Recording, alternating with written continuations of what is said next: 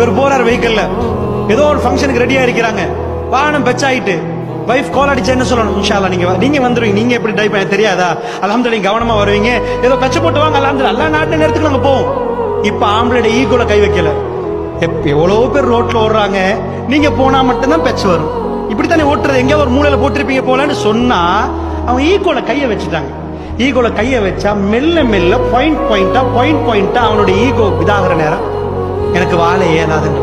இது ஆம்பளை பக்கம். நான் இந்த சைக்காலஜி பேச விரும்பவும் இல்லை, அதுக்குரிய நேரம் இல்லை. நான் ஜஸ்ட் எடுத்துக்காட்டத்தை உங்களுக்கு சொல்றேன்.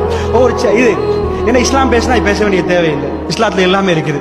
அதனால நல்லா புரிஞ்சுக்கோங்க. அந்த செக்ஷன்ல மட்டும் கை வைக்க கூடாது. ஒரு பெணையும் அவனை எவ்வளவுக்கு ஆம்பளை ஆக்குறோமோ அவ்வளவுக்கு அவர் ராணி, அவர் ராஜா.